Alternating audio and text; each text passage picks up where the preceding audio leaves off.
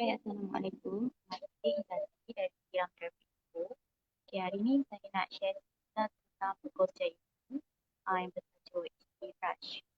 Jadi, seperti yang kita tahu, Istiraj ni adalah satu nikmat yang diberikan oleh Allah, tetapi yang tidak diredai. Sebenarnya itu bukan nikmat. Itu adalah macam Allah bagi dia kemewahan, kelebihan, tapi sebenarnya dengan tujuan untuk menghancurkan dan membinasakan. Jadi istiraj ni memang berbahayalah untuk umat Islam. Jadi kita kena tahu sama ada itu adalah istiraj atau nikmat kepada kita yang Allah berikan, sama ada diredai atau tidak.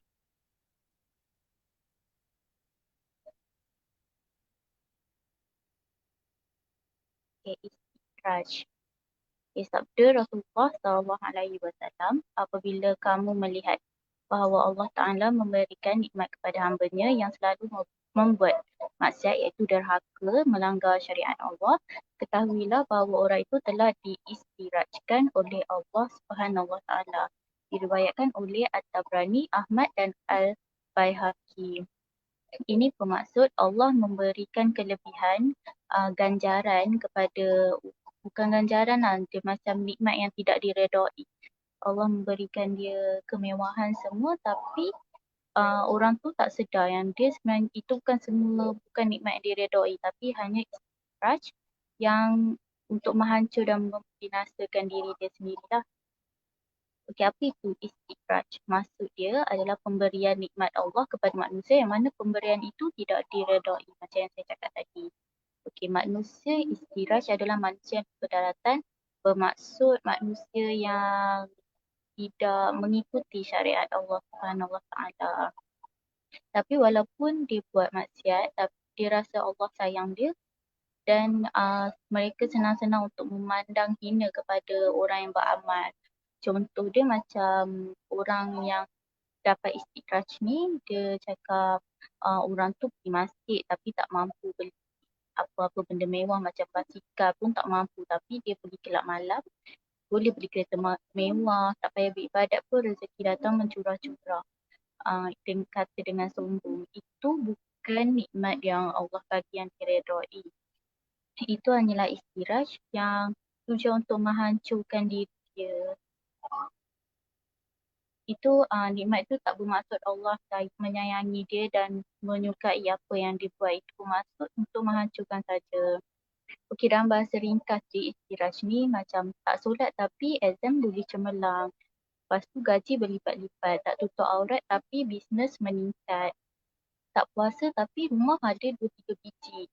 Lepas tu tak payah zakat tapi selalu naik pangkat, derhaka dengan ibu bapa tapi duit beribu-ribu. Itu kita kena tahu itu adalah istidraj. Ini bahasa ringkas dia lah, orang-orang yang membuat dosa dan membuat sesuatu yang tidak diredai Allah, tapi dia dapat macam-macam kemewahan dan kenikmatan yang tidak diredai. Itu istidraj ni berbahaya. Memang bahaya sebab Allah bagi dia kenikmatan yang melebih-lebih, padahal dia tak tahu itu adalah istidraj yang Allah tujuan untuk menghancurkan diri dia. Okey, ini adalah 3 beza dia, ujian, musibah yang datang walaupun kita rajin beribadah. Itu untuk menguji istiqamah dan keimanan kita dalam beribadah lah. Itu maksud Allah sayangkan kita. Allah bagi kita ujian untuk lihat keimanan kita kepada Allah. Yang kedua, azab, musibah yang datang sebab kita sering melalaikan dan meninggalkan kewajiban beribadah sebagai peringatan kepada kita. Ini Allah bagi sebagai peringatan kepada kita, bermaksud Allah menyayangi kita lagi, tapi Allah bagi kita azab untuk kita peringatan kepada kita untuk menunaikan hak-hak Allah yang kita tak lakukan. Okay, ini adalah azab. Azab dengan ujian tak sama. Ujian kita rajin tapi Allah bagi ujian sebab nak tahu keimanan kita, Allah nak bagi kita nikmat dan ganjaran yang lebih besar lagi. Azab ni kita tak buat semua tu tapi Allah masih sayang kita, dia bagi kita azab, dia bagi kita ujian untuk kita ingat yang kita ni selalu lalai dan leka dalam melakukan hak-hak Allah. Tapi istidraj ni lain. istiraj ni dia tak puasa, tak solat, tak buat perintah Allah Subhanahu Wa Taala, tapi Allah memberikan dia rezeki cukup, kesihatan semua. Sebab apa? Itu tujuan untuk memberikan azab pedih ke atas kita di hari pembalasan. Bermaksud dengan tujuan Allah nak menghancurkan kita. Jadi antara tiga ni istidraj yang paling membahaya sekali, yang paling pedih lah dia punya pembalasan dia. Ini contoh istidraj di zaman Rasulullah. Yang pertama sekali Fir'aun. Allah berikan dia, nikmat yang Allah berikan dia, dia tak pernah sakit, tak pernah bersin, nikmat kesihatan yang tak terhingga. Dia tak pernah sakit pun. Orang lain semua mati tapi dia tak mati-mati, dia sihat dia selalu. Akibat dia, Fir'aun dia rasa bangga diri dan besar diri dan menindas semua orang Islam. Jadi Allah membinasakan dia dengan nikmat tersebut. Dia pandang remeh, pandang rendah terhadap orang Islam. Dia merasakan dia tak mengikuti Islam tapi dia dapat kemewahan dan segalanya. Jadi dia pandang rendah terhadap orang Islam. Oleh itu Allah membinasakan dia. Yang kedua adalah Namrud. Namrud nikmat yang Allah berikan, dia berikan dengan pangkat tinggi, jawatan tinggi, ada ratusan badan tentera, tapi mereka naik agama dan menyembah berhala sebagai Tuhan mereka sendiri. Kemudian Allah menguruskan Nabi Ibrahim untuk membimbing bala-bala tentera Namrud ni dan Namrud itu sendiri, tapi Namrud menolak ajaran dia dengan bungkak cakap, sekiranya Tuhanmu mempunyai malaikat, maka kirimkanlah mereka supaya berperang denganku. Katanya kepada Nabi Ibrahim sebab dia tak percaya bahawasanya Allah itu yang satu.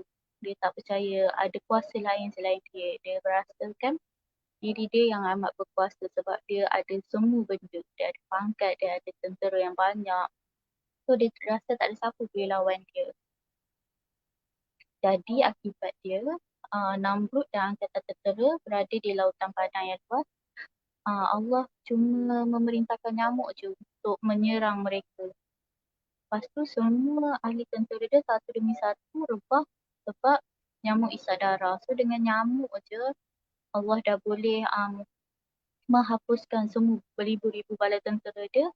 Tetapi Allah menundakan kematian Namrud sebab untuk dia saksikan sendiri kehancuran tentera dia. Sebab dia dah cakap besar tadi, sebab dia dah berani mencabar Allah, Namrud dibiarkan pulang ke mahligai dengan keadaan penuh tersiksa akibat gigitan nyamuk lah. Nyamuk-nyamuk gigit dia tapi dia tak mati. Sebab Allah nak dia saksikan sendiri kehancuran tentera dia dan nak bagi dia rasa kesakitan tu. Lepas tu nyamuk tak berhenti dekat lautan padang tu je. Dia menggurung pekarangan istana Namrud selama 3 hari. Tapi dengan angkuhnya Namrud masih tak mahu bertaubat. Dia tak nak bertaubat. Dia tak rasa benda tu adalah, tak rasa benda tu boleh menggugat dia. Dia rasa dia yang paling berkuasa. Lepas tu serangga kecil nyamuk tu menyelinap masuk ke lubang hidung. Lepas tu ke seluruh rongga raja. Yang angkuh tu Namrud pun menggelembung menjerit menangguh kesakitan yang amat sangat. Beberapa ketika kemudian Namrud menuruti ajar dia. Mula-mula Allah bagi nikmat, lepas tu Allah membinasakan dia sebab dia tak mengikuti perintah Allah Subhanahu Wa Taala walaupun sudah diberi peringatan. Okey, yang ketiga adalah Qarun. Qarun, nikmat Allah berikan adalah kekayaan. Tidak ada manusia sekaya Qarun. Anak kunci gudangnya harus dibawa oleh 40 ekor unta dan tentera-tenteranya. Ini nak menunjukkan Qarun ni memang betul-betul kaya, tak ada manusia yang sekaya dia. Lepas tu dia suka pamerkan kekayaan dia dan kemewahan sendiri. Qarun hanya memikirkan kesenangan dan kesejahteraan pribadinya sahaja. Dia tak fikir orang lain. Yang dia tahu dia kaya, hidup dia senang. Lepas tu akibat terlalu kaya, Qarun merasakan tiada siapa dapat menasihatkan dia. Dia je boleh nasihatkan orang lain. Orang lain tak boleh nasihat dia. Orang lain kena patuh arahan dia dan menggunakan segala tindak tanduk dia. Maksud dia merasakan dia paling berkuasa. Orang lain tak boleh nak nasihat dia lah, tak boleh nak melawan dia. Sebab dia yang paling kaya. Lepas tu dia juga cakap macam ni, dia juga berkata harta ini adalah hasil penat lelahku, bukan dari siapa-siapa pun. Bermaksud itu adalah hasil penat lelah dia, bukan dari rezeki dari Allah Subhanahu Wa Taala. Dia berkata dengan begitu bongkak. Lepas tu akibat dari menunjukkan kemewahan dia, timbul rasa iri hati dekat fakir miskin, sehingga fakir miskin berbisik dan mengadu mengapa kita tidak diberikan rezeki dan kenikmatan seperti yang telah diberikan kepada Qarun. Di manakah letak keadilan Allah yang Maha Pemurah lagi Maha Pengasih. Jadi fakir miskin ni mempersoalkan benda tu. Qarun yang tidak beriman semua, tapi diberikan kemewahan yang teramat sangat. Jadi dengan itu Allah memutuskan Nabi Musa untuk menyampaikan kewajipan berzakat buatnya. Tapi nasihat Nabi Musa tu ditolak mentah-mentah oleh Qarun sebab dia rasakan dia punya harta dia sendiri. Buat apa dia nak berzakat kepada orang lain sedangkan itu hasil titik peluh dia, bukan rezeki dari sesiapa. Lepas tu dia sebarkan fitnah terhadap baginda Nabi Musa. Jadi Allah pun murka dengan dia, lalu dia ditenggelamkan bersama harta-hartanya sekali akibat terlalu takut. Dia dia terlalu takut, Allah menenggelamkan dia bersama harta-harta dia sekali, sebab itu adalah satu balasan dekat dia sebab dia tak ikut syariat Allah dan tolak apa yang diberitahu oleh Nabi Musa. Jadi kalau kita kaya tak solat, jangan sangka Allah sayang kita, Allah suka apa yang kita buat. Korun yang kaya tu pun binasa juga dengan harta dia. Okay, bagaimana kita nak bezakan istiraj dan kurniaan Allah Subhanahu Wa Taala? Okay, benda tu senang je. Kalau kurniaan Allah biasanya diisi sebelum dan selepas ketakwaan, kebaikan dan ketaatan. Okay, macam orang yang rajin solat malam, rajin sedekah, rajin solat duha, Allah limpahkan dia dengan rezeki. Itu yang dinamakan sebagai kurniaan atau karamah. Dia melakukan syariat yang diajar, syariat Islam yang diperintah oleh Allah, dan dia mendapat nikmat dan mendapat kelebihan nikmat ganjaran, itu dinamakan kurniaan dan karamah sebagai nikmat. Tapi orang yang tidak mengerjakan apa yang dibuat tu, terus buat maksiat, derhaka, tidak buat segala perintah Allah, lepas tu dia kaya, rezeki mudah, sihat, kesihatan yang bagus, ini dinamakan istidraj. Bermaksud Allah tidak redha apa yang dia buat. Allah bagi rezeki itu sebagai istidraj untuk membinasakan dia, untuk menyesatkan dia lagi. Itu bukan sebagai nikmat. Dan Allah sayang dia, Allah bagi segala nikmat tu sebab Allah suka apa yang dia buat itu kan ya. Ini sebagai istidraj sahaja. Okey, jadi sebab tu mari sama-sama kita meningkatkan ketakwaan kepada Allah Subhanahu Wa Taala selaras dengan firman yang bermaksud, wahai orang yang beriman, bertakwalah kamu kepada Allah dengan sebenar-benar takwa dan jangan sekali kamu mati melainkan dalam keadaan Islam. Surah Ali Imran ayat 102. Okey, apa yang perlu kita lakukan sekiranya kita mendapat istidraj? Pertama sekali muhasabah diri dan bertaubat. Lepas kita sedar benda tu adalah istidraj, kita tak buat perintah Allah tapi kita dapat rezeki melimpah ruah. Dia macam ibarat kita tak buat perintah, lepas tu Allah nak bagi kita kelebihan tapi Allah campak bukan dengan bagi yang betul-betul. Allah campak dengan kebencian kita punya nikmat tu. Jadi kita buat solat taubat.